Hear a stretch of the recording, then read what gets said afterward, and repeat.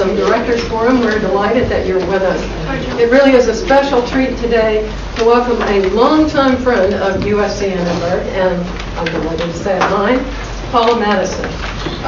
Paula is on board at USC Annenberg, which we're delighted to say. She retired recently from NBCUniversal as its Chief Diversity Officer last spring, I guess. May. You happen to notice the exact day. 2011. September 26, 2009. This notice of retirement dates is something that will strike you all, I'm sure. Paula stepped down actually with a great gusto for doing something new, which was to be able to be much more involved in your family's company, which is majority owner in the LA Sparks professional basketball team and the largest investor in the African channel.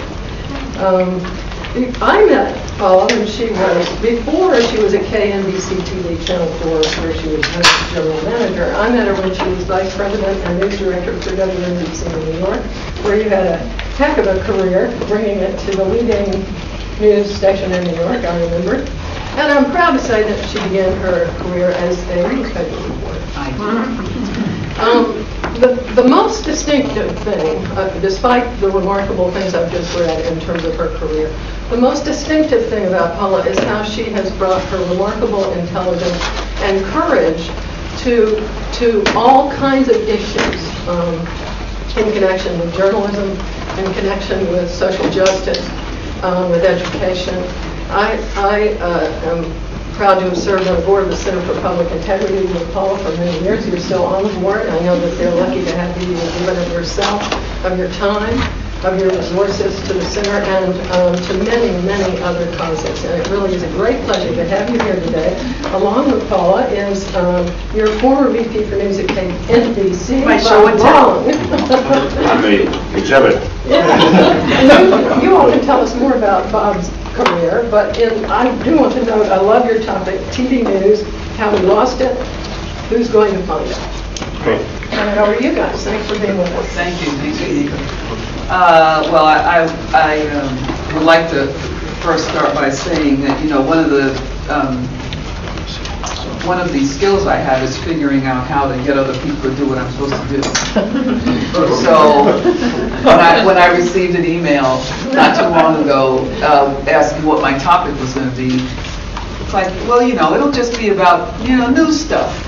And then Bob had contacted me a few weeks ago, and we agreed that we were going to have lunch last week. And while we were shortly into lunch, I was like, hey, why don't you come to SC Annenberg with me, because you can be my show and tell, because if we're going to talk about news at all, Bob was kind enough to leave WRC in Washington, which is the NBC O&O in Washington, where he was vice president of news, and he came here to KNBC when I was president and general manager to become vice president of news here. And it took a little bit of wooing, not a whole lot, because Bob spent many, many years in Los Angeles. Unlike a lot of journalists who are roaming the planet today, Bob had a career as on the entertainment TV side as well as a film production side. So Bob had all kinds of other things in his quiver that at the time when he was coming in as news director, I was kind of like, are you going to be a serious journalist or what? So we had conversations, and I'd say his journalism is serious, but Bob is hardly serious. I know the difference between journalism and journalism. So when we were having lunch last week, we pretty much put ourselves in the bucket of what I would call anachronisms. We wondered, frankly, what the hell has happened to journalism? And we both looked at each other and admitted, not proudly, but at least out loud, neither of us watches local news anymore. And we both agreed, because we can't take it. We just cannot stand it. I will tell you the impact that I had here on local news, and then I would like Bob to speak about his impact, which was huge. Mine was when I came in as general manager.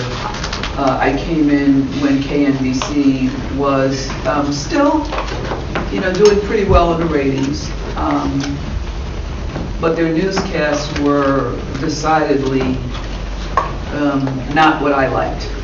And one of the first questions I asked when I hit the newsroom, and this is before Bob wasn't there yet, I hit the newsroom and I asked a question which I thought was a pretty easy one to answer. How many homeless are there in Los Angeles on a daily basis? And that was in the morning news meeting, and I got, crickets.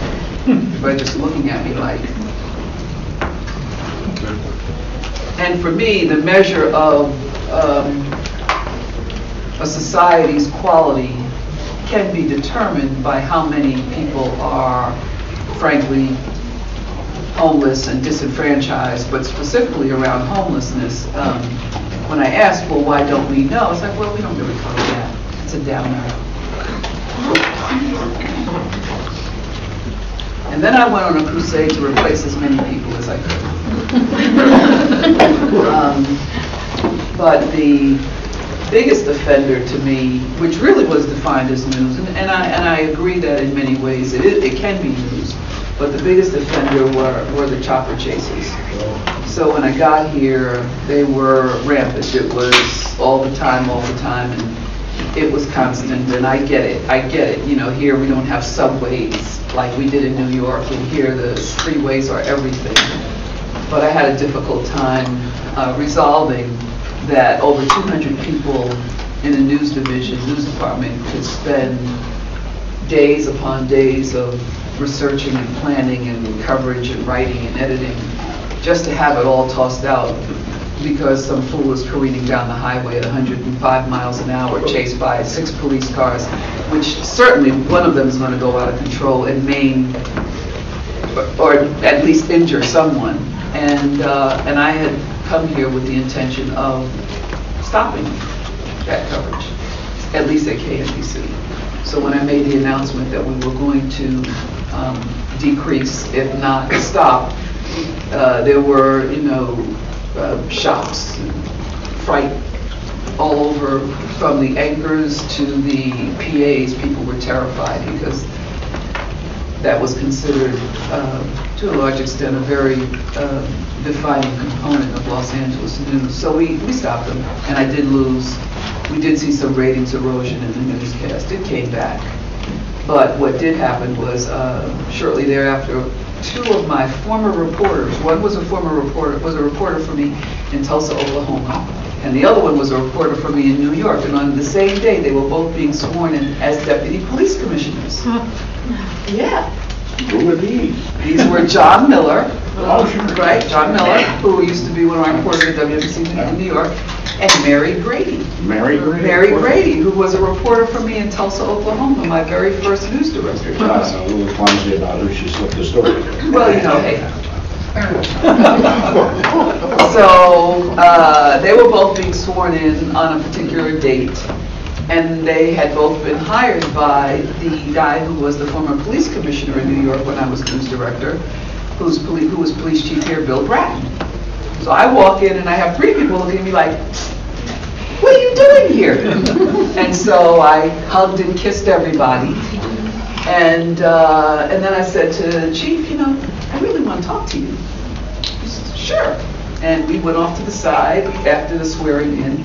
And I said to him, do you actually have a threshold that has to be, crossed before cops chase cars down the highway? He kind of looked at me and said, well, I'm sure, yeah.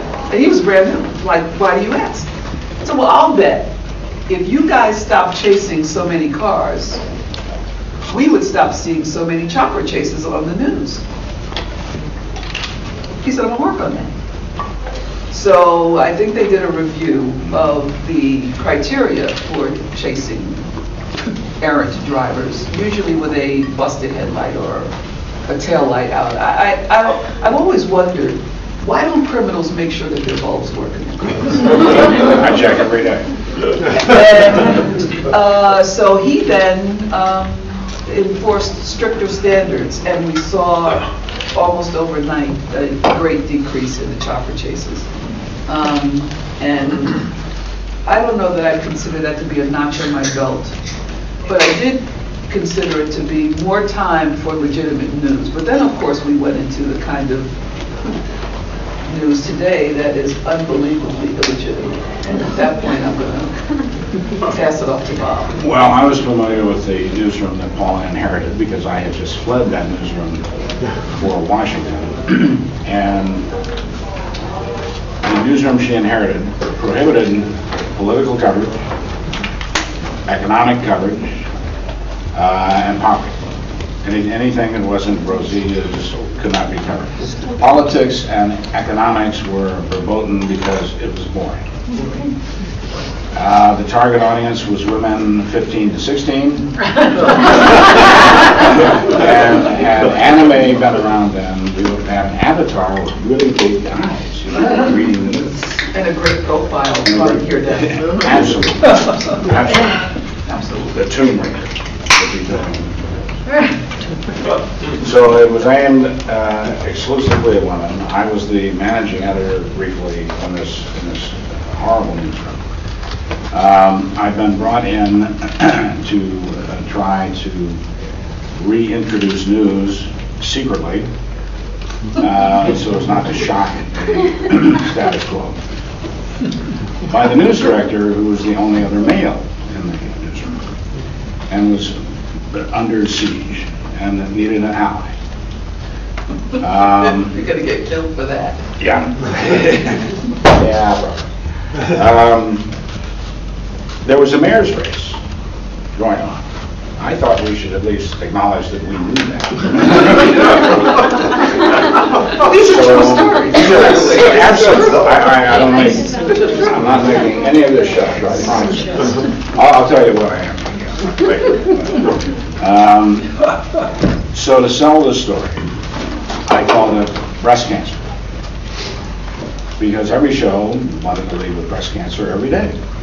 It was just the mindset in that newsroom. You could not lose with breast cancer. The 4 o'clock, 5 o'clock, 6 o'clock, all bid on my breast cancer story. I had 2 correspondents doing kind of overview of the mayor's race. One of the producers discovered politics was involved somehow in this piece. And asked me about it. I said, well, where's the breast cancer? I said, the candidates are opposed to breast cancer. This is a universally held feeling among politicians in Los Angeles that breast cancer is not something they can support.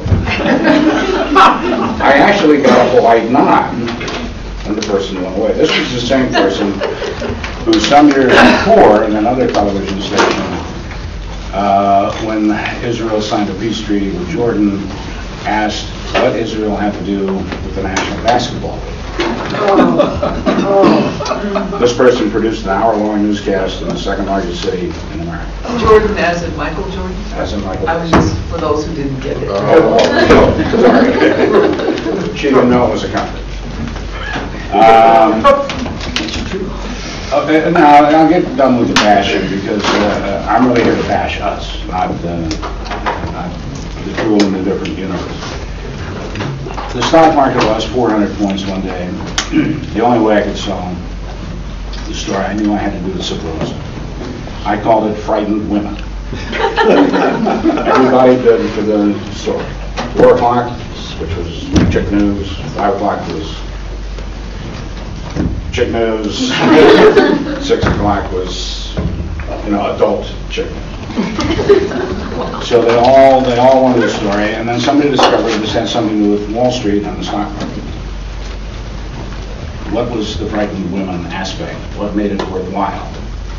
I said, look, you dumb shit, 54% of the market is women. Most of them small shareholders. This is the way we talk in newsrooms, by the way. Oh, pardon me, I was being good. So far. And they're terrified. They're sitting under their hair dryers, wondering how they're going to go through the month. I actually got the story on here. But I got tired of conning alleged journalists into putting news on television. And that's why you went to Washington. And I went off to Washington, where the news director's parking space was closer to the door than the general manager's parking space. Because it's a topsy-turvy town. Tim Russert and I parked closer to the door than the GM. But thank God she liked news. And it was wonderful to be in a town where the new Archbishop would come and say hello, the new mayor would present his credentials in your office. You mattered. And you didn't have to apologize for doing news or call it something else. Which brings me to how we lost it. A couple of you were there. You were there. Joe had escaped academia. He'd gone off and become a monk. Leaving the 1,000-year war to the rest of us. Wise move, and I've always respected it. 1973. Television news up until now had been a loss leader. It was something the guys who ran television did for credibility. Bill Paley was a cigar salesman, but he was also CBS, and he wanted some standing, some street cred with his rich pals in Georgia. So he suffered the likes of Fred Kremlin and Ed Murrow and all that. But it was a loss leader. No one ever expected it to make any money. It was about prestige. It was about bragging rights. It was about public service, which was in those days required of broadcasters. It is no longer. Mr. Reagan took care of most of that. But it was then. But they did it because it was fun and gave them respect. 1973, the big news here in Los Angeles, first hour-long newscast in the universe, the known universe, not by us, was the most profitable broadcast that CBS did. In fact, I'm told by UCLA's television people that it is the most single profitable show CBS ever did, and that includes MASH and all the others, a local newscast. It had huge audiences. I think our ratings were in the 30 rating, 70, 80 share range. We'd see Cronkite come down the line at 3 o'clock in the afternoon. We saw something on his show we liked, we'd take it. Put it on our show. Screw him. Nobody watched Cronkite. So we had the Vietnam piece up the top of the show. And New York didn't bother us because we were supporting St. Louis, Philadelphia, and a couple other ones.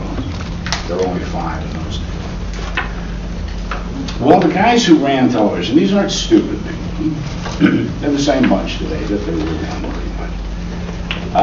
They're smart, they work hard, but they are not us. They're not journalists. They've never understood us. They never will understand us. We are a format. And in 1973, we were becoming a profit center. Because of Vietnam, the long war that was the first televised war, essentially televised. Morley Safer could set fire to a hooch, so they have some background flames, and that would be on the air the same afternoon. Out of Hong Kong by satellite. I once bounced a shot off a Russian Sputnik just to see if I could do it. A hot switch in the Cronkite. There is no greater thrill than the hot switch in the Cronkite. And no one knows what I'm talking about. Some of you do. Okay, we lost it in 1973. The guys who ran the business, the publishers. Now here's the difference. A newspaper publishers in the news business. He's not in the paper pulp business, he's in the news business. Publishers in TV, well, more of them. Publishers in TV, the guys who are on television are in the entertainment business. And all of a sudden we're getting these enormous numbers of eyeballs, and it's Watergate time too. So you got Vietnam and Watergate, we're making a ton of money. The business guys want to play. We were actually invited to dinner, a suite at the Universal City Sheraton, by our boss. Who wanted to show us a couple of charts. Things had been slipping lately. We were down to maybe a 75 share, maybe a 29 rating, something like that, because KNBC had cranked it up and everybody was trying to get in the news game. By the way, I was in college at this point. Yeah. Long. You were at Vassar, far away from these things. Still weren't watching local news. And this guy was polite. He was essentially saying, and I was in my 20s. I was no eminence grise. But I was a city editor and had been doing news for a long time. And I could tell he was asking us to let him in. Up until that point, the general manager made an appointment to see the news director. It might take him a week because the news director wouldn't come to work if the radiation count was too high. Is this impacting the mic? Yes. Am I Every time you slam your hand, I'm just worried about the audio. Okay. Oh. No banging. No On the banging? No banging on the table. How can you run a We newsroom? teach students about this, so we just have to. I'll hold it. All right, so he's making nice with the news people who consider him a used car salesman. We thought of our bosses as a public utility. It was their job to put us on the air because we were journalists and we answered to a higher authority, just like kosher hot dogs. Right? And we didn't give a shit about his problems. But he was nice about it. And what did we do? One of us threw up in the suite's toilet. Didn't flush it. Another senior executive insulted his wine selection. You know, we made total jerks out of ourselves and treated him like shit. Well, and this was happening all over the country. This is just a microcosm. The business guys want to play because we've got the eyeballs. They want to know how to do this all day long. They'll knock out bowling for dollars and give us some more news time. They just want to know how it works. What's the formula? What's the format? How do they replicate this throughout their affiliates? All right? We essentially stiff-armed them and said, we know what we're doing. We'll call you if we need you. Well, so they called somebody else. They called Frank Maggot. They called brand managers for Madison Avenue. They called people who were like us, they thought, and understood marketing and television, but would work for them. Do you all know what Frank Maggot is, or who? The students don't, I'm sure. He had enormous impact on television, perhaps the most negative impact, but again, he was just a servant of management that had been shut out by news. Okay, so Frank Maggot and Associates were probably one of the largest news consulting companies in existence. So you would hire a Maggot when you wanted to know what women, 25 to 54 thought and how the anchor should dress. And news anchored Happy Talk. And Happy Talk, and how to write in active tense. There were all these formulas that the consultants would show up with, and they would tell you, based on their experience in other markets, and usually somewhere like Cedar Rapids, Iowa. Which is where Maggot was based. There you go. They would, for example, they wanted to tell me in New These York. have been shut out of the business too. Right. They wanted to tell me how the anchor should be. So what Bob inherited when he came to my station at that point at KNBC was we had no consultants. I fired all the consultants because I don't like consultants. So at that moment, the people we worked for turned to people who worked for them, who would advise them on how to replicate this phenomenon that was bringing in so much money. We threw it away. That's when we lost it, 1973. There followed a generation of technocrats running newsrooms. When I started in television in 1968, we all came from newspapers, magazines, and wire services. I was hired from the Associated Press after the Bobby Kennedy assassination. I was 3 months out of the Marine Corps where I was a combat correspondent. I'd gone to Yale as a stringer for Time magazine. I'd become a copy boy for Time out of high school. I grew up in Washington, D.C. This But is you what left, we did. though, right? Or did you I did. I brought, well, it was an agreement that was probably the best. I love that story. Well, an issue with a Spanish professor and a duel, and they hadn't had a duel in 3 years. And You challenged him? No, he challenged me. Oh, he challenged you. And These are true stories. and a revolver that slipped out of my Okay, pocket. we can stop. So my academic career, my greatest distinction, I have the lowest grade ever recorded at Yale University. 3 in Spanish. But I won the duel. That's just the first one. So we were all, we learned journalism first. We learned television second. It was a sideline. It was something you did in sort of mid-career that was fun and new, and pictures flying through the air and that kind of stuff. We all worshiped the same news god. We were the kosher hot dogs. We answered to that higher authority. We were run out for good reason, because we had betrayed our own profession without knowing it. What do you mean by that? By surrendering by not working with management to a manifest destiny in a capitalist system. Kind of like Napster, Kind of like Napster. like the record industry and Napster. And we did it again recently. And I'll get to that because I know we're not supposed to talk about it. The technocrats came in, and these were people who knew nothing but television. They grew up watching television. I can remember not having television. I listened to Space Cadets on the radio. Well, I ended up being an oddity in my era because there were so few people in my era who had crossed from newspaper, which is where I started, over to journalism. So people just kind of stared at me like, you really did that? Whereas not even a full generation before, that was how it was done.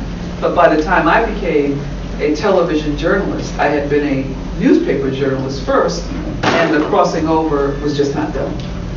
A TV news writer, a major market in the early 60s, would hand his copy story to his editor with his source notes. He was expected to take the wire copy or whatever it was, make phone calls on his own, find original sources to substantiate the story, to embellish the story, whatever. And all of that would be handed to somebody who had once been the foreign editor for UPI, George Fisher, spoke 5 languages and had a law degree from the Sorbonne, who would then ask him to defend it like a Juris Doctor would have to defend his JD in college. Defend your piece. Why did you say that? Can anyone even imagine something like that today? Well, today, what happened not too long ago at WBBM? WBBM, there was a story, a shooting in a neighborhood.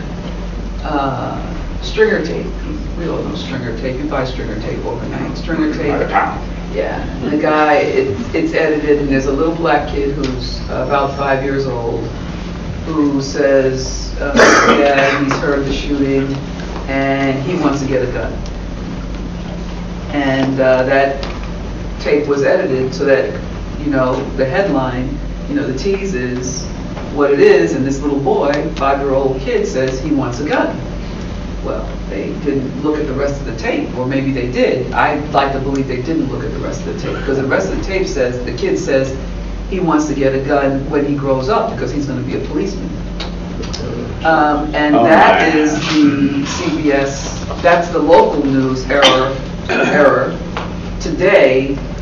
But when Bob talks about the caliber of editors and the caliber of intellect and importantly responsibility that was in the newsrooms, what I can tell you is, having both of us recently having vacated that local news arena, that's not what people look for today. No, and this brings The us hiring people don't look for that today. to our second failure as a profession.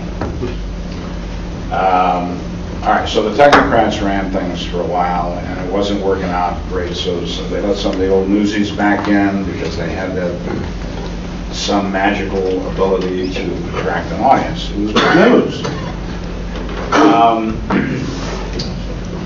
The last catastrophe was not really the internet, but the response to it, the notion that something had died, that journalism had died, and had to be replaced by something else. Now, maybe that was true to some degree.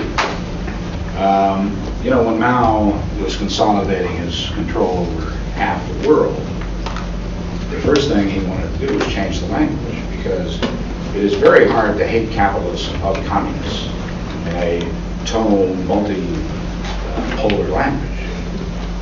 You need to change the language. So the first thing we set about doing was getting rid of journalism as a word, and news as a word. And you called it? We called it content. Content. We said It's we have called content. been commoditized. And we allowed that statement to go unchallenged. I don't blame management. Again, these are not stupid people who run giant enterprises. These are very smart people, but they run them the same way they run factories and other things. And they need our help when it comes to, we are not a commodity, we're a service. I doubt anyone who mattered ever pointed that out to Jeff Immelt. Ooh, can I actually share? Maybe you did. No. Can I share, there was a meeting that was held. And I remember this was probably one of the last times when I completely lost it.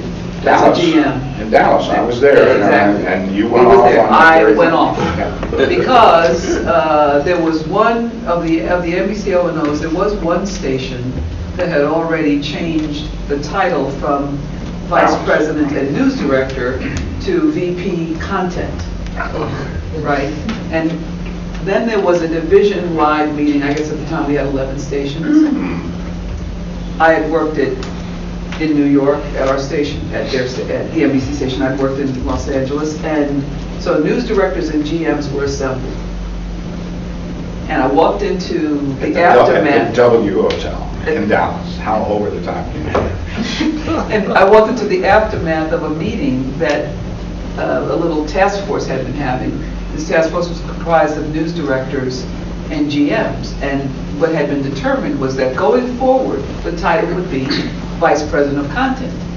Well, I'm cursing and screaming, and I'm having... No one does it better. I'm having a meltdown. And I look at the news directors and I say, you're going to remember the day that you allowed this to happen. You have sabotaged news. You've agreed to have the person running the news department not have news or journalism anywhere in his or her title. And I promise you, you're going to regret this. And then I started screaming at them, are you really going to let this happen? And they were like, Rob is sitting there. I was because he's my news director, so of course, and I'm throwing my body about, we're not changing his title. I don't care what the rest of you do. The head of the division was there too. And I'm like now in a very threatening, I've taken a very threatening stance. Like, go ahead and try and change his title, I'll kill you. And so his title got left alone because I was not, and he was not having it, but I'm the one who was like frothing at the mouth. And what was most upsetting is that my colleagues were racing to get to the head of the line to get a little extra Kool-Aid. Yeah. Give me that raspberry Kool-Aid. Well, if I get content, then I'll also own the internet. What was the year? Or is it date, relative date for 2000. Like 2005, 2006. Yes, it was the last meeting we had in Yeah. Dallas. Well, 2005. Right. But the Content. this was, look, once again, we weren't up. Nobody's watching TV news. In Los Angeles, when I left the station a couple of years ago, available to watch English language news between 5 and 7 p.m., 2 rating points. That means 2% of all of the televisions in the market were going to watch English language news. 4 of us were doing it. That's not a business. But in Spanish language, much higher. Spanish language much higher, but they're getting screwed on their CPMs. Oh. So that's the cost per thousand. They get lower The ad advertising rates. because of racism, primarily racism and economic classism. So they can't win, even though the advertisers are not willing to pay the same rates for Spanish language news as they are willing to pay for English language news. The number one television station. I had two Spanish language stations and an English language station in my portfolio. And to try to go out and convince an advertiser selling the same product with the same commercial, but a voiceover in English and a voiceover in Spanish, and the rates were unbelievably different. Even though we were getting higher ratings, in some instances, some day parts on the Spanish language stations, we still weren't making the same. The number one television station in Los Angeles for 25 years has been KMEX in every day part, every day, for 25 years.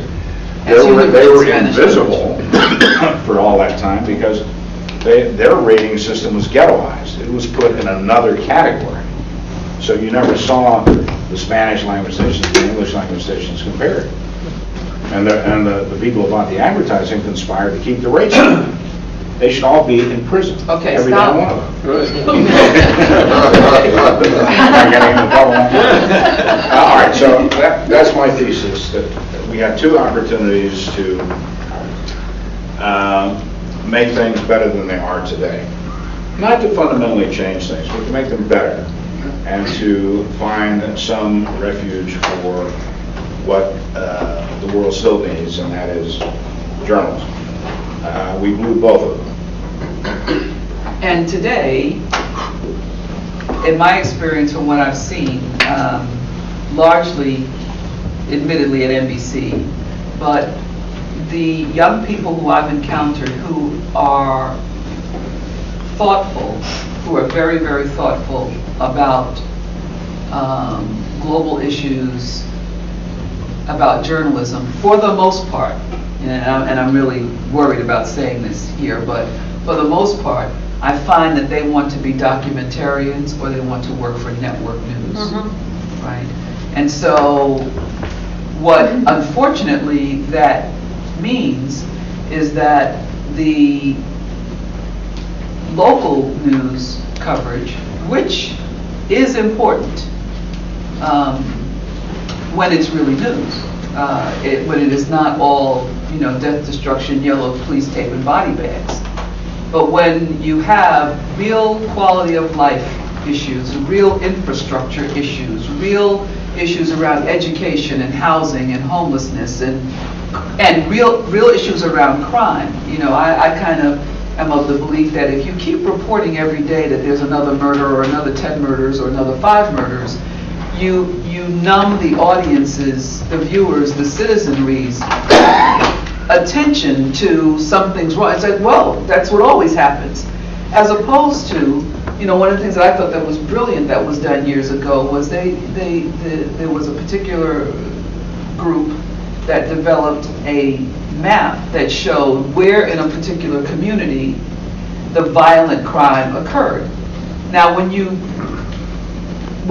go at it that way, you give citizens the belief that, well, maybe we can do something about this. Because if it's concentrated over here, and you live in that neighborhood or you live near that neighborhood, there might be an opportunity to do something about it other than, in the city of fill in the blank, at the corner of so-and-so, somebody got killed. That's, I'm not minimizing it by any, in any way, the importance or the tragedy of that loss of life. But what am I to do about it when it's just, here's another one, and 2 people were shot, and here's another one? I mean, it just becomes, in a sense, TV news. Thank God I don't live in that neighborhood, right? The first action game.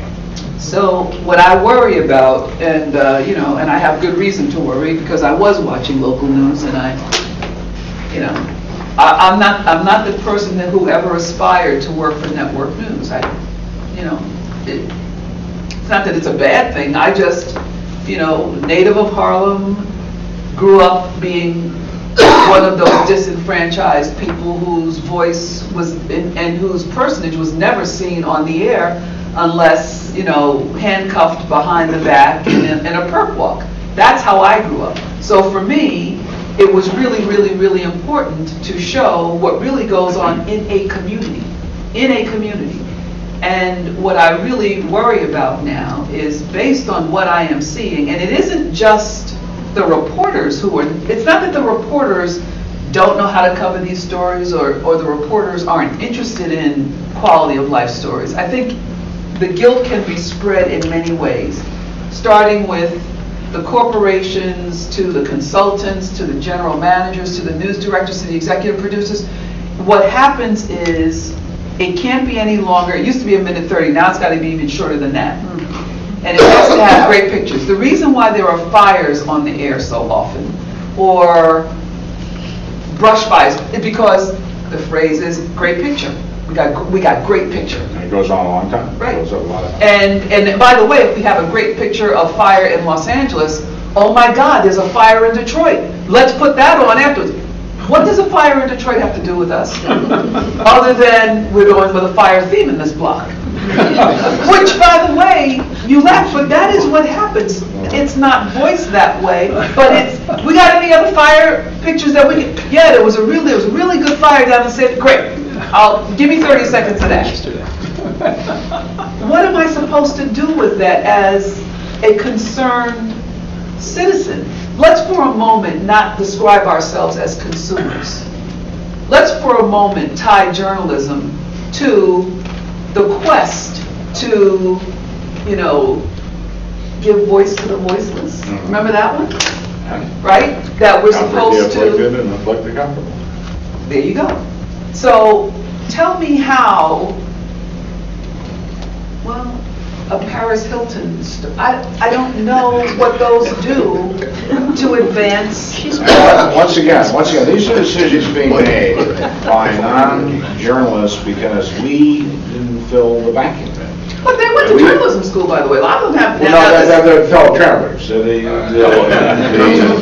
quislings who went along. I'm talking about the bosses, the smart guys in the boardroom, who hired the consultants because we jerked them around, who went to somebody else who didn't know shit because we didn't understand the problem, refused to But those understand. smart guys in the boardroom are today not even watching local news.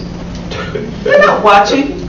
You go up to. They don't get it. No. Go up to whatever They don't the like floor it. is where they're not watching. If anything, they would be watching CNN or CNBC or MSN or Fox. They will watch a niche kind of news. They're watching stock tapes, but they're not watching news. And so what happens is they're looking for revenue.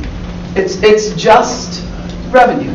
It's that And it's simple. one- But I would argue here that you all have given us a very rich set of things to discuss, and that we have only 15 minutes, and I bet there are students in this room that would like to make a comment or have a reaction. So let's open it, if it's all right with you all, Absolutely. and use this last 15 minutes to hear. We've got, I know, a number of broadcast journalism students and others. Yes, go ahead, Jake. Who's doing good? Why don't you identify so they can look?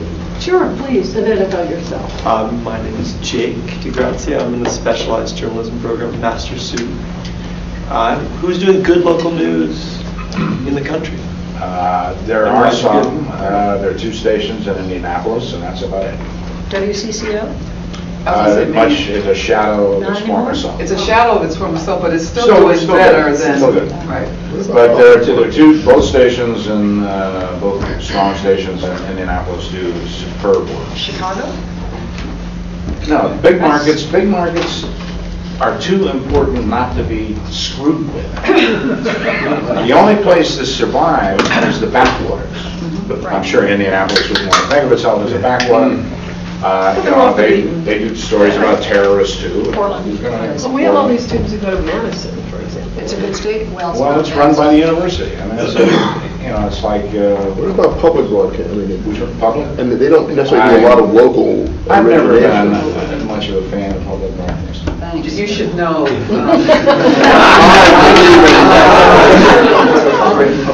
I think I was aware of it. I'll tell you why my issue. It is so difficult to get it done. Bureaucracy is so hard. How many broadcast undergraduate or graduate students do we have? Raise your hand. Okay, let's hear some from you about your hopes or your questions, or I think it would be helpful. I mean, Paula mentioned that many people are interested in network or documentary work. Is that reflected in this room? Anybody? Anyone interested in... You're not going into walking out local and news? protesting, are you? I hope. I'll apologize He left his later. iPad. Let me get a cookie for it. Would you like a cookie? I'd like to bribe you with a cookie. I'll take a cookie and we'll work this thing out. Can I just say the reticence might be, they just want a job. Yeah. And I think that, a lot of our students go, right, Paige? Yeah. I think a lot of our students will take an entry-level job, biding their time until they can get to someplace they really love and appreciate and has. Well, the only reason to have told the little anecdotes that I've told and Paula's told is learn something from acquiescence. It doesn't work. Right.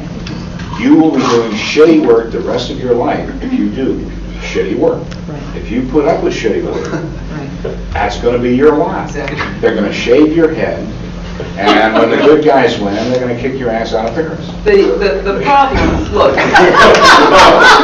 what happened? This is all so going to be over. The problem with, and the notion of just wanting to get a job has been around for decades. I just want to get in. You still have to work really hard at where you get into, right? So wherever it is that you want to get in, if they're doing the kind of work that you want to do, then it's okay to go in at a very low level, because if you can rise in that organization, you have a good chance of doing the kind of work you want to do.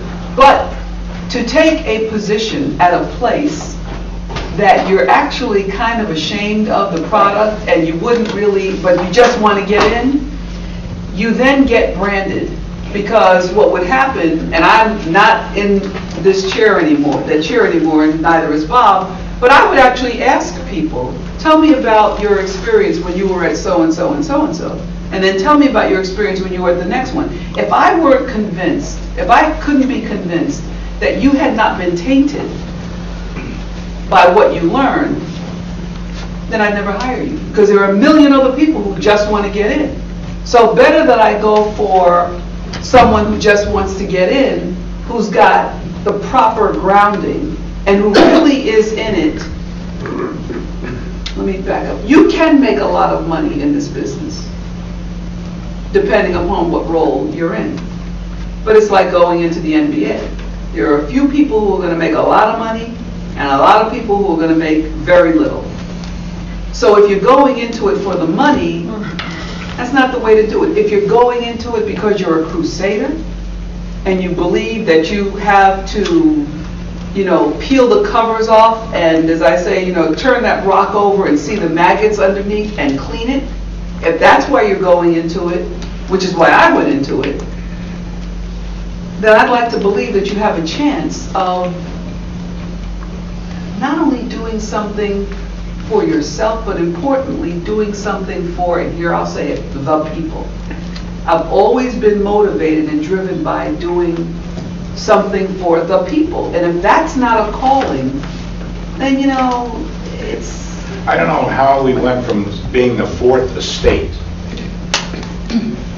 equal in importance to the clergy and the landowners and the aristocracy, to becoming a commodity that didn't matter. We did that in large part to ourselves. It is perfectly okay for you to have attitude, come in with attitude, even though you don't know Jack.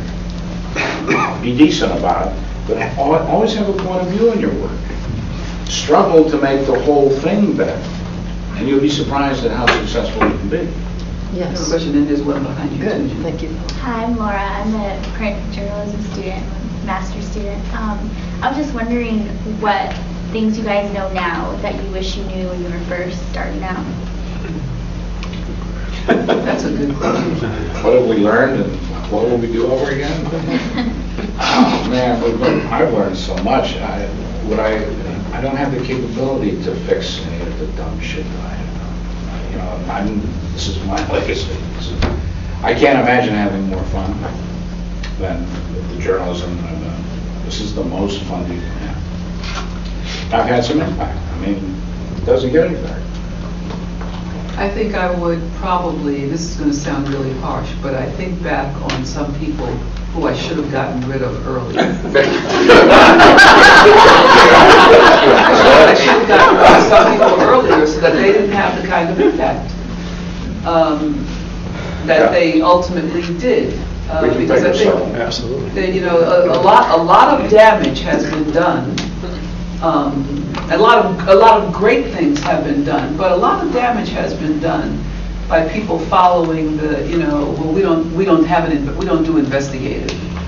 You know, I turned probably, I don't know, a fifth of the news department into investigative, right? Because everybody should be investigative. Right, right.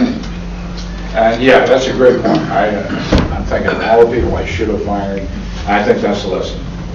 If you have the power to fire somebody, do it just not for practice until you get paid. No, not that way. Go back here. Yeah, my name's Will. I'm a master's student studying journalism on the news video, which I guess used to be the broadcast journalism track. And part of that means that a lot of the students that are also in my section of the whole program are also interested in broadcast journalism. And I frequently see the websites that they view as being like blogs, such as Perez Hilton, blogs covering a lot of like celebrity, gossip, fashion, some technology news. And I also look at the ATVN newscast, which is a student news program here, and it also covers a lot of the same issues that I guess you have pointed out are now occupying time on local news. So I'm wondering, has this become a profitable model? I mean, it is covering celebrity news. It's failing miserably. It's failing, and so why would local networks still be doing it? And as a reporter in training, should I work on covering issues that are no longer being aired? I mean, what's the significance of studying? So my answer to that is, you know, my claim to fame in New York when I was news director was there had been 3 white guys who had been made news director when I was assistant news director. I kept getting passed over. Finally, my time came, and I was made news director. And inside of a year, that team, that some of whom were there and some of whom I assembled, for the first time in 16 years, WNBC was #1 in every newscast. Every newscast we put on the air, we won. And there were no stories that were a minute 30. And we didn't run around covering what today and 10 years ago would be considered the fodder for a local newscast. I hired a guy originally from Brooklyn. brought him back from Detroit to cover Brooklyn. I hired a guy from Queens who had been working in Florida to come back to New York and cover Queens. And I did that because what I really wanted was for them to go back to their hometowns and have the people go, oh my God, so-and-so is back. And he's working at Channel 4, and she's working at Channel 4. And then people in the neighborhoods just started vomiting great stories to them, right? And what's happening is, you know, my position was, if there are 16+ million people in this region, at a minimum, we should have 16 million stories every day to choose from. So why are we all in the first block covering the same stupid crap? So once I said to the reporters, anybody who covers a story that's in the newspaper, I'm going to fire you. And anybody who comes in with an enterprise story, I will give you the time to work on that story, and if you need it, I might give you a producer, but I prefer not to. And we totally flipped the definition of quality. So when reporters came to me and said, applying for a job, I'm really good live, I'd be like, well, I'm really good at breathing. I mean, what are you telling me? This is New York, you're supposed to be good at live. I don't care about that. I'm not looking for you to stand up in front of the empty county courthouse and say, today there's going to be a trial here. Who cares? Who cares? So my point in this is that, what do we say to this next generation? The same people are walking this planet. The same people still have the same needs. If anything, the needs are even more today. There are millions of people who have never been unemployed adults walking this planet right now, walking this country. And we are covering what Perez Hilton has to say. I mean, this is what it's come to. And for me, it's like every second of airtime is an opportunity to tell someone's story, a story that resonates and that should matter to the citizenry. Short of that, you know, you may as well, I can't say this because it could be YouTube, but I was going to say you may as well just go blow your brains out because you're a waste. You're not adding anything to the quality of life. What's the point? Because if the point, quite honestly, is I could turn on the news in the morning and the weather people, just as they were 30 years ago, are in tight sweaters, always turn to the side. Why do you think that is? And those are the men, which is really scary. It's like, and you gotta go. But back in the day, they could write backwards on plexiglass. And you know what, that was at least a skill. That was at least a skill. So the issue is that I would say that for those who have the calling and who realize that this is not a business. Journalism is not a business. Journalism is a profession. It's a calling. You probably have never been shot at. I have. You probably never tried to disguise your voice so you really could go to the Klan rally. I have. These are the things that, you know, I did a live shot today on the side of the highway because there was a car accident. What am I supposed to do with that? What is that? How does that matter? And what I would hope that here at this school, at this institution, where you all are, I'm going to use, you know, just hang with me for a minute. You're on a horse and you're charging. You're charging at the injustice. You're charging at all the wrongs. Part of what journalism is about is to reveal to the populace so that the populace can do something about it. It's not up to journalists to go and fix it, but we're supposed to shine a light on it. We're supposed to say to people, look, did you know this is going on? And people are supposed to go, oh. Either I'm going to do something about it or I don't really care. But at least you would have done your job. But what's passing for news and journalism today, you know, at some points I'd turn from the television set and I'd have tears in my eyes, like, is this really what's happened? What we've allowed to happen? And the viewers, they're voting by not watching, or Paris Hilton in a gal out of the car with no underwear on, or something like that. Oh, I'm going to watch that. I'm not saying that that's not interesting video, but does it occupy the space? Does it occupy the space on a newscast? And a local newscast, when, look out there, how many people are unemployed or are undereducated or are hungry? That's what my issue is, and I realize I am I'm the tilting at windmills kind of person. No, but I make a lot of money doing it. Yeah, you can be successful crusading. I mean, this woman has had a great career, and her butt is covered. I've had a great career. Mine isn't covered, but not covered. Maybe I have more fun. Unfortunately, we've come to the end because we always promise people they can leave by 1 to go to their classes, but please join me in thanking you.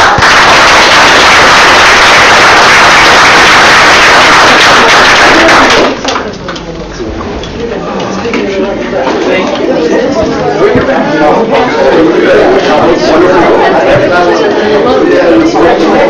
you.